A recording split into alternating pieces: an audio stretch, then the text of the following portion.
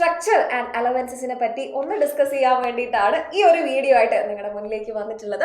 നമുക്കറിയാം 8th പേ commission ഒക്കെ approve ചെയ്ത ഒരു സാഹചര്യത്തിൽ വലിയൊരു മാറ്റം എത്രത്തോളം ആണെങ്കിലും ഒരുപാട് മാറ്റങ്ങൾ നമ്മൾ പ്രഡിക്ട് ചെയ്യുന്നുണ്ട്, പലരും പ്രഡിക്ട് ചെയ്യുന്നുണ്ട്. ഇതപ്പോൾ കേന്ദ്ര സർക്കാർ ജീവനക്കാരെയും അതേപോലെ തന്നെ SSC RRB പോലെയുള്ള ജോലികൾ എയിം ചെയ്യുന്ന ആസ്പിരൻസിനെ സംബന്ധിച്ച് വളരെ നല്ലൊരു ഹോപ്പ് തരുന്ന ഒരു ഇൻഫർമേഷൻ ആണ്, ഒരു വാർത്തയാണ്. നമ്മൾ എല്ലാവരും അറിഞ്ഞിട്ടുണ്ടല്ലോ റീസെന്റ് വന്ന ഒരു ന്യൂസ് എന്ന് പറയുന്നത്. അപ്പോൾ ഈ ഒരു സാഹചര്യത്തിൽ നിലവില് നമ്മുടെ RRB NTPCക്ക് കീഴിൽ വരുന്ന ജോലികളുടെ സാലറി സ്ട്രക്ചറും അലവൻസും എന്തൊക്കെയാണെന്ന് ഒന്ന് പറഞ്ഞു തരാം. ഓക്കെ, അപ്പൊ നമുക്കറിയാം NTPC എന്ന് പറയുമ്പോഴത്തേക്ക് RRB NTPC ഗ്രാജുവേറ്റ് ലെവലും അണ്ടർ ഗ്രാജുവേറ്റ് ലെവലും വരുന്നുണ്ട്. അതിൽ തന്നെ ഗ്രാജുവേറ്റ് ലെവൽ എടുത്ത് നോക്കുന്ന സമയത്ത് ഒരുപാട് ജോലികൾ ആ ഒരു കാറ്റഗറിയിൽ തന്നെ വരുന്നുണ്ട് അല്ലേ. ഇപ്പോൾ ഗുഡ്സ് ട്രെയിൻ മാനേജർ നോക്കുകയാണെങ്കിൽ അത് നമുക്കറിയാം പേ ലെവൽ 5 ആണ് അവിടെ വരുന്ന സാലറി സ്ട്രക്ചറിൽ എടുത്ത് നോക്കി കഴിഞ്ഞാൽ മനസ്സിലാവുക. അതായത് ബേസിക് സാലറി 29,200 രൂപ പേ ലെവൽ 5 പ്രകാരം നമുക്ക് ഇവിടെ കാണാൻ പറ്റുന്നുണ്ട്. ഇനി സ്റ്റേഷൻ മാസ്റ്റർ പോലെയുള്ള ജോലിയാണെങ്കിൽ ബേസിക് പേ എന്ന് പറയുന്ന 35,400 ആയിരിക്കും. അതായത് പേ ലെവൽ 6 ആണ്. പേ ലെവൽ 5 ആണ് ഗുഡ്സ് ട്രെയിൻ മാനേജർക്ക് എങ്കിൽ സ്റ്റേഷൻ മാസ്റ്റർ പോലെയുള്ള വളരെ അട്രാക്റ്റീവ് ആയിട്ടുള്ള ജോലിയാണ് NTPCക്ക് കീഴിൽ വരുന്നത്. അത് പേ ലെവൽ 6 ആണ്. ബേസിക് പേ എത്രയായിരിക്കും? ബേസിക് പേ മാത്രമാണ് 35,400 രൂപ. ഇനി നമ്മുടെ ടിക്കറ്റ് സൂപ്പർവൈസർ പോലെയുള്ള ജോലികളാണെങ്കിൽ അതും എന്താണ്? നമ്മുടെ സ്റ്റേഷൻ മാസ്റ്റർ അതുപോലെയുള്ള ജോലികൾ പോലെ തന്നെ പേ ലെവൽ 6 ആണ് കാണാൻ പറ്റുമെങ്കിൽ 35,400 രൂപ. ഇനി junior accounts assistant cum typist പോലെയുള്ള ജോലികളാണെങ്കിൽ അവിടെ നമുക്ക് കാണാൻ സാധിക്കുക പേ ലെവൽ 5 ആണ്. അതായത് നേരത്തെ പറഞ്ഞതുപോലെ തന്നെ ഗുഡ്സ് ട്രെയിൻ മാനേജറിലെ പോലെ തന്നെ പേ ലെവൽ 5 തന്നെയാണ് ഇവിടെ നമുക്ക് കാണാൻ സാധിക്കുക. 29,200 ആയിരിക്കും ബേസിക് പേ എന്ന് പറയുന്നത്. ഇനി സീനിയർ ക്ലർക്ക് കം ടൈപ്പിസ്റ്റ് അതുപോലെയുള്ള ജോലികളാണെങ്കിൽ അഗെയിൻ ഇവിടെയും എന്താണ് വരുന്നത്? പേ ലെവൽ 5 ആണ്. 29,200 ആയിരിക്കും ബേസിക് പേ ആണ് കേട്ടോ. ഓക്കെ, അപ്പൊ ഇതിൽ എടുത്തു നോക്കി കഴിഞ്ഞാൽ ഗുഡ്സ് ട്രെയിൻ മാനേജർ, ദെൻ നമ്മുടെ junior accounts and assistant cum typist, senior clerk cum typist, ഇവിടെയൊക്കെ പേ ലെവൽ 5 ആണ് നമുക്ക് സാലറി കാണാൻ പറ്റുക. ഓക്കെ, ഇനി അതേപോലെ സ്റ്റേഷൻ മാസ്റ്റർ, ടിക്കറ്റ് സൂപ്പർവൈസർ പോലെയുള്ള ജോലികളാണെങ്കിൽ അവിടെ പേ ലെവൽ 6 ആയിരിക്കും. ഓക്കെ, ബേസിക് പേ കുറച്ചുകൂടെ കൂടുന്നതായിട്ട് നമുക്ക് എന്ത് ചെയ്യാൻ പറ്റും? പേ ലെവൽ 6 ആണ് ഒരു ഡിഫറൻസ് നിങ്ങൾ ഓർത്ത് വെക്കുക. ഓക്കെ, ഇനി അണ്ടർ ഗ്രാജുവേറ്റ് ലെവലിലേക്ക് വരികയാണെങ്കിൽ ഇത്രയും ജോലികളാണ് അതിന്റെ സാലറി എന്ന് പറയുമ്പോഴത്തേക്ക് ഗ്രാജുവേറ്റ് ലെവൽ വരുന്ന ബേസിക് പേ ആണ്. ഇനി അണ്ടർ ഗ്രാജുവേറ്റ് ലെവലിലേക്ക് വരുമ്പോഴത്തേക്ക് ബേസിക് പേ എങ്ങനെയാവുന്നുണ്ട്? അണ്ടർ ഗ്രാജുവേറ്റ് ലെവൽ എന്ന് പറയുമ്പോഴത്തേക്ക് നമുക്കറിയാം 12th പാസ് ഒരു ക്വാളിഫിക്കേഷൻ വേണ്ട ജോലികളാണ്. അപ്പം അതില് പേ ലെവൽ 2ഉം പേ ലെവൽ 3ഉം ആണ് കേട്ടോ വരുന്നത്.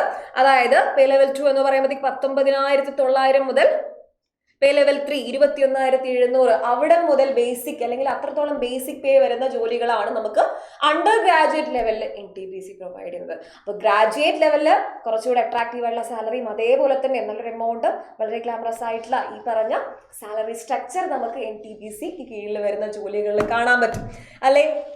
അപ്പോ ഇത് മാത്രമാണോ സാലറി സ്ട്രക്ചറിൽ? ഇപ്പൊ ബേസിക് പേ ലെവൽ മാത്രം അല്ലെങ്കിൽ ബേസിക് പേ മാത്രമാണ് നമ്മൾ ഡിസ്കസ് ചെയ്തത്. ആ ഒരു പേ ലെവൽ 5ഉം 6ഉം 2ഉം 3ഉം ഒക്കെയാണ് പറഞ്ഞിട്ടുള്ളത്. ഇതിന് അപ്പുറത്തേക്ക് നമ്മുടെ കയ്യിൽ കിട്ടുന്ന ഒരു സാലറിക്ക് അപ്പുറത്തേക്ക് വളരെ അട്രാക്റ്റീവ് ആയിട്ടുള്ള അലവൻസസ് കേന്ദ്ര സർക്കാർ ജോലികൾക്കുണ്ട്. നിങ്ങൾക്ക് എല്ലാവർക്കും അറിയാം.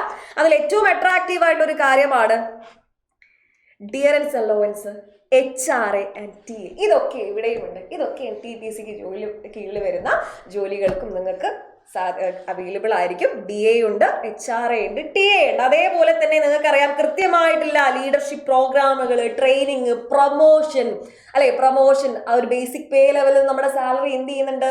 കൂടിക്കൊണ്ടിരിക്കും. അപ്പൊ കൃത്യമായിട്ടുള്ള ഇത്തരത്തിലെ നല്ല ഓപ്പർച്യൂണിറ്റീസ് നിങ്ങൾക്ക് RRB NTPCക്ക് കീഴിൽ വരുന്ന ജോലികളിലൂടെ എന്ത് ചെയ്യുന്നുണ്ട്? സാധിക്കുന്നുണ്ട്. ഇനി സാധാരണ ഒരു പ്രൈവറ്റ് ജോലി പോലെ അല്ല, ഒരു കേന്ദ്ര സർക്കാർ ജോലി, ഒരു സർക്കാർ ജോലി എന്ന് പറയുമ്പോഴത്തേക്ക് കുറച്ചുകൂടെ പവർഫുൾ ആണ്, സ്റ്റേബിൾ ആണ്, സെക്യൂർഡ് ആണ് അല്ലെ. ജോബ് സെക്യൂരിറ്റി നമുക്ക് അവിടെ കാണാൻ പറ്റും. അപ്പം സർക്കാർ ജോലി എന്ന് പറയുമ്പോഴത്തേക്ക് ഒരു സെൻട്രൽ ഗവൺമെന്റ് അല്ലെ, അതിന്റെ പവർ ഒന്ന് വേറെ തന്നെയാണ്. അത് മാത്രമല്ല മോസ്റ്റ് ഇമ്പോർട്ടന്റ് ആയിട്ട് നിങ്ങൾക്ക് പിന്നെ വേറെ ഒന്നും പേടിക്കാനില്ല. നിങ്ങളുടെ ഫ്യൂച്ചർ എന്ന് പറയുന്നത് സെക്യൂർഡ് ആയിരിക്കും. ജോബ് സെക്യൂരിറ്റി ഇവിടെ നമുക്ക് എന്ത് ചെയ്യാൻ പറ്റും? മറ്റൊരു വളരെ അട്രാക്റ്റീവ് ആയിട്ടുള്ള ഒരു കാര്യമായിട്ട് കാണാൻ സാധിക്കും. അത് മാത്രമല്ല നിങ്ങൾക്ക് RRB NTPC വേറെ എന്തൊക്കെയാണ് പ്രൊവൈഡ് ചെയ്യുന്നത്? Post retirement medical scheme and അതേപോലെ തന്നെ പ്രിവെന്റീവ് ഹെൽത്ത് ചെക്കപ്പ്, അതായത് RRBയിൽ NTPCയിൽ വർക്ക് ചെയ്യുന്ന എംപ്ലോയീസിനും അവരുടെ ഡിപ്പെൻഡൻസിനും കേട്ടോ എന്ത് ചെയ്യുന്നുണ്ട്, ഇത്തരത്തിലുള്ള ഫെസിലിറ്റീസും പ്രൊവൈഡ് ചെയ്യുന്നുണ്ട്. അതുകൂടാതെ ഹൗസിംഗ്, ലൈഫ് സ്റ്റൈൽ ഇത്തരത്തിൽ അതർ അലവൻസസും എന്ത് ചെയ്യുന്നുണ്ട്, NTPC പ്രൊവൈഡ് ചെയ്യുന്നുണ്ട്.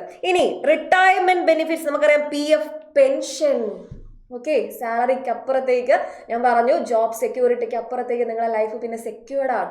കുറേ കാലത്തേക്ക് നിങ്ങൾക്ക് സർവൈവ് ചെയ്യുക, അല്ലെങ്കിൽ ഒരു പവർഫുൾ ജോലിക്ക് അപ്പുറത്തേക്ക് ഫൈനാൻഷ്യലി നിങ്ങളെ കുറച്ചുകൂടെ സ്റ്റേബിൾ ആക്കാൻ ജോലിക്ക് ശേഷവും റിട്ടയർമെന്റിന് ശേഷവും നിങ്ങൾക്ക് പെൻഷൻ വഴിയൊക്കെ ആയിട്ട് എന്ത് ചെയ്യുന്നുണ്ട്, ഒരുപാട് എമൗണ്ട് നിങ്ങളുടെ കയ്യിലേക്ക് കേന്ദ്ര സർക്കാരിൽ നിന്ന് വരുന്നുണ്ട്. ഇനി ലീവിന്റെ കാര്യമാണെങ്കിൽ ഇവിടെ നിങ്ങൾക്കറിയാം സബാറ്റിക്കൽ ലീവ് 5 വർഷത്തോളം ലഭിക്കുന്നുണ്ട്, പാരന്റൽ ലീവും. അപ്പം ലീവിന്റെ കാര്യവും അവിടെ സേഫ് ആണ്. ഓക്കെ, അപ്പം ഇത്രയും അടിപൊളിയായിട്ടുള്ള അലവൻസുകളാണ് സാലറിക്ക് അപ്പുറത്തേക്ക് NTPC കീഴിൽ വരുന്ന ജോലികളിലൂടെ നമുക്ക് ലഭിക്കുന്നത്. അപ്പോൾ നിങ്ങൾ ഓൾറെഡി പ്രിപ്പയർ ചെയ്യുന്ന ആസ്പിരൻസ് ഉണ്ടാവും. ഇനി ഇതൊന്നും അറിയാത്ത, വെറും സാലറി സ്ട്രക്ചർ മാത്രം അറിയുന്ന ആളുകളുണ്ടെങ്കിൽ അത് റെലവൻസ് കൂടി ഇതിൻ്റെ കൂടെയുണ്ട്. അപ്പോൾ മാക്സിമം അറിയാത്ത ഫ്രണ്ട്സിലേക്കൊക്കെ നിങ്ങളുടെ ഗ്രൂപ്പുകളിലേക്കൊക്കെ ഷെയർ ചെയ്ത് നിങ്ങളുടെ ഫ്രണ്ട്സിനെ എല്ലാവരെയും അറിയിച്ചോളൂ. അടിപൊളിയായിട്ട് അപ്പം ഇത്രയും അലവൻസും ഇത്രയും അടിപൊളി സാലറി സ്ട്രക്ചറുള്ള NTPC ജോലികളിലേക്ക് നിങ്ങൾ പ്രിപ്പയർ ചെയ്യാൻ വേണ്ടിയിട്ട് ഇവൻ നമ്മുടെ സൈലം ആണെങ്കിലും NTPC റെഗുലർ ബാച്ച് സ്റ്റാർട്ട് ചെയ്തിട്ട് നിങ്ങൾ ഓൾറെഡി അറിഞ്ഞിട്ടുണ്ടാവും. അപ്പം എത്രയും പെട്ടെന്ന് നിങ്ങൾക്ക് ക്ലാസ് കണ്ട് പഠിക്കുക, അതായത് നമ്മുടെ അഡ്മിഷൻ എടുക്കുക, നമ്മുടെ സൈലത്തിൻ്റെ കൂടെ പഠിക്കുക. നിങ്ങൾക്കറിയാം എല്ലാ ഫീച്ചേഴ്സും നിങ്ങൾക്ക് ഈ ഒരു എക്സാമിന് വേണ്ടി പ്രിപ്പയർ ചെയ്യാൻ എന്തൊക്കെ ഫീച്ചേഴ്സ് വേണം അതൊക്കെ നമ്മൾ പ്രൊവൈഡ് ചെയ്യുന്നുണ്ട്. അപ്പോൾ ഉടൻ തന്നെ നമ്മുടെ സൈലത്തിൻ്റെ ക്ലാസ്സസിൽ ജോയിൻ ചെയ്ത് നമ്മുടെ കൂടെ അടിപൊളിയായിട്ട് പഠിക്കും. All the best.